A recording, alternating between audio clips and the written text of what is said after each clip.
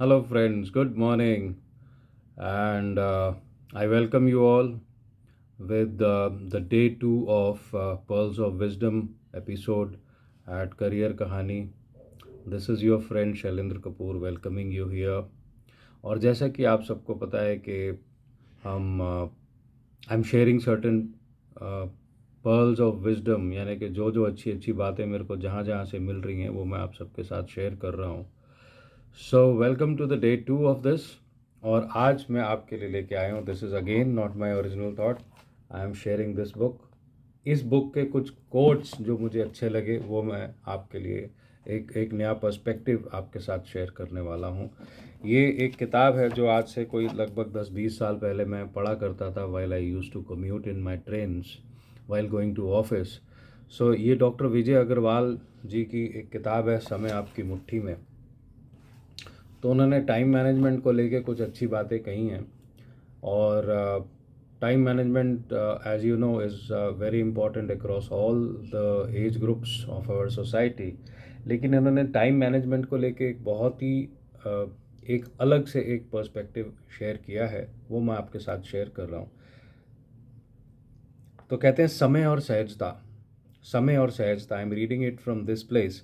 वो कह रहे हैं समय, जब हम समय प्रबंधन की बात करते हैं, जब टाइम मैनेजमेंट की बात करते हैं, या कोई भी एक बड़ा काम जब हम करने चलते हैं तो उसको सहजता से किया जाना चाहिए. उसको बहुत नॉर्मली और न्यूट्रल और आराम से किया जाना चाहिए, so that lest it becomes a pain for you. मैं जल्दी से पढ़ के समझाता हूँ इन्होंने क्या कहा है.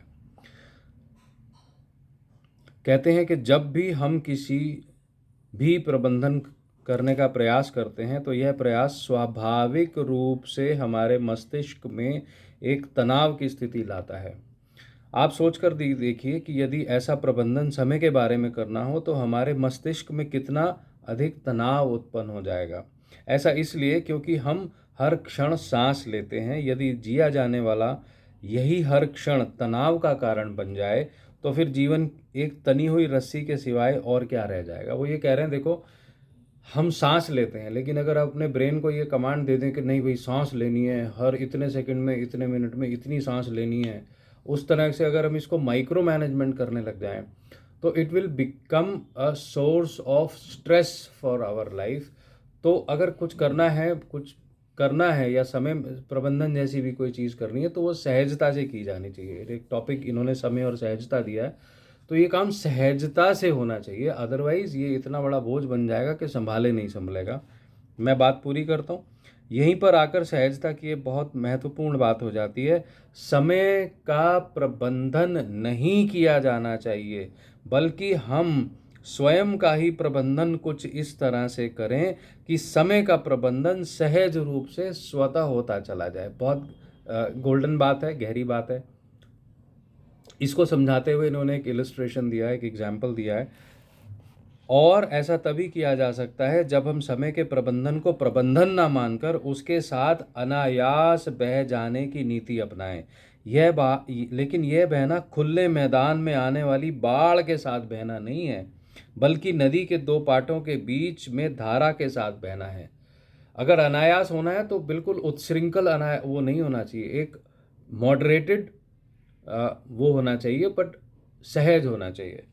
सच बात तो यह है कि सहजता और असहजता भी अधिकांशतः हमारे मन के मानने की बात होती है कि वह किसी भी कार्य या घटना को किस प्रकार लेता है.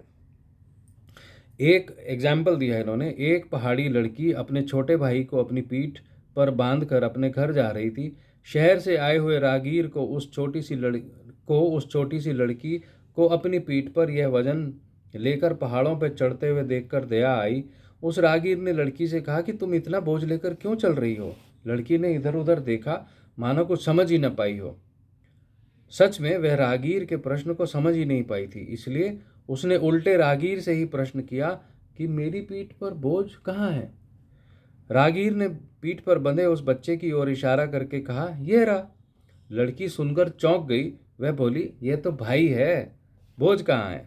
कहने का अर्थ है कि भौतिक रूप से, वैज्ञानिक रूप से तो उस बच्चे का जो वजन है वह उस लड़की की पीठ पर पड़ने वाला एक दबाव ही है. इस प्रकार यह बोझ ही है. लेकिन बोझ होने के बावजूद लड़की उसे बोझ नहीं मान रही, वह उसके लिए उसका छोटा भाई है, इसलिए बोझ होने के बावजूद उसे बोझ होने का एहसास नहीं हो रहा। ठीक ऐसा ही एहसास हमें अपने अंदर समय के प्रबंधन के बारे में भी पैदा करना होगा।